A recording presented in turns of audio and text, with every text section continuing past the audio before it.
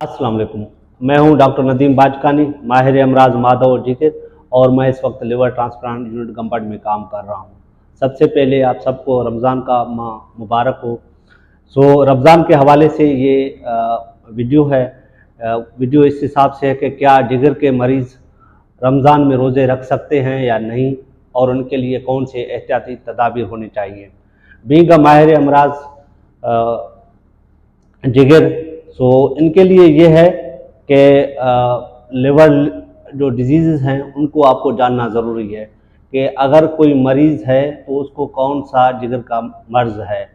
Like वो fatty liver है, hepatitis A है, हेपेटाइटिस बी है, हेपेटाइटिस सी है, हेपेटाइटिस डी है, या हेपेटाइटिस बी और डी एक साथ है।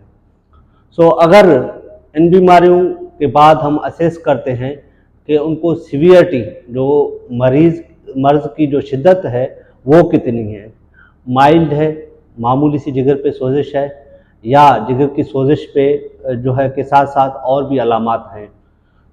इस वीडियो को एंड तक देखिएगा। मैं आपको हर चीज़ वाज़ेह करके बताऊंगा कि अगर पेशेंट है, जिगर की कोई भी बीमारी है, फैटी लिवर है, हेपेटाइटिस बी या सी, तो उसमें अगर माइल्ड हैं, मीन्स छोटी सी मामूली सी जो है इन्फेक्शन है, जिसमें जो बंदे हैं रोज़ाना रोज़मर्रा के काम कर रहे होते हैं, तो और उनके lab reports regarding hepatitis B या सी सब कुछ सही आ रही हैं, तो उनके लिए ज़रूरी है कि वो रोज़े रखें, क्योंकि ये लोग हमेशा आम लोगों जैसे उनको जो है काउंट किया जाता है। दूसरे जो कैटेगरी में आते हैं वो मॉडरेट डिजीज़। मॉडरेट डिजीज़ का मतलब ये है कि जिगर का डिजीज़ थोड़ा एडवांस लेवल पे है, लेकिन उनके रिपोर्ट्स अच्छे आ रहे हैं। कौन से रिपोर्ट्स अच्छे आ रहे हैं? उनमें complete blood count, CBC, liver function test, serum albumin, PT INR, ultrasound abdomen.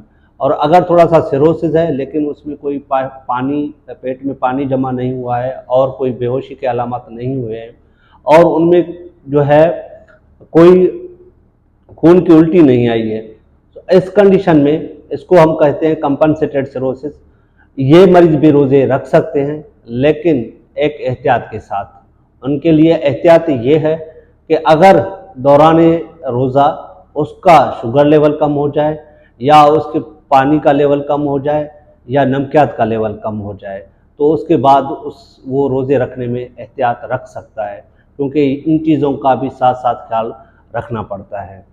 तीसरे कैटेगरी पे जो डिजीज़ होते हैं वो सीवियर डिजीज़। सीवियर डिजीज़ का मतलब ये है कि उसको सिरोसिस हो गया है, उसको पेट में पानी आ गया है, वो पहले बेहोशी की अलामत में चले गए हैं, लाइक हेपेटिक एनकेफ हो गया है, उसको मुंह से खून की उल्टी आई है, या काले पाखाने आते रहे हैं, या वो एंडोस्कोपी करवा के टांके लगा रहा है, या बैंड लाइगेशन करवा रहा है, तो इनके लिए ज़रूरी है कि ये एहतियात मीन्स रोज़ों से एहतियात करें और रोज़े ना रखें, क्योंकि उनकी डिजीज़ ऐसी है कि वो ट्रांसप्लांट के कैंडिडेट हो जाते हैं, जिगर के पेवंदकारी के कैंडिडेट हो जाते हैं।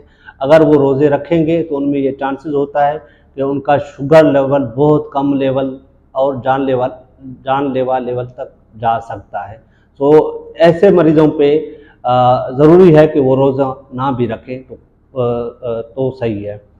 इनके बाद जो मरीज़ हैं वो लिवर ट्रांसप्लांट के, बहुत सारे लोग जो लिवर ट्रांसप्लांट करवा रहे होते हैं, या लिवर ट्रांसप्लांट के बाद ज़ाहिर बात है वो ज़िंदगी भर उन्होंने 30-40 साल अपने रोज़े रखते हुए आए हैं, तो उनके हर बंदे की, जिगर वाले मरीज़ की ये ख्वाहिश होती है कि मैं रोज़े कंटिन्यू करूँ। अगर लिवर ट्रांसप्लांट को बहुत सारा अरसा हो गया है और उसका जो ग्राफ्ट है, जो जिगर है, वो स्टेबल हो गया है, तो उनके लिए ज़रूरी है कि डॉक्टर जो उसको ट्रीट कर रहा है उसके मशवरे से वो रोज़े रख सकता है, और कम से कम 1 साल से ज़्यादा दौरा ना हो। लेकिन जिगर जिसका ट्रांसप्लांट हो रहा है उनके लिए ज़रूरी है जो दवाएं ले रहा है, जैसे टेक्रोलीमस है, सेलसेप्ट है, जिसका ट्रांसप्लांट हुआ है, तो वो दवाएं ज़रूर वक्त पे लें।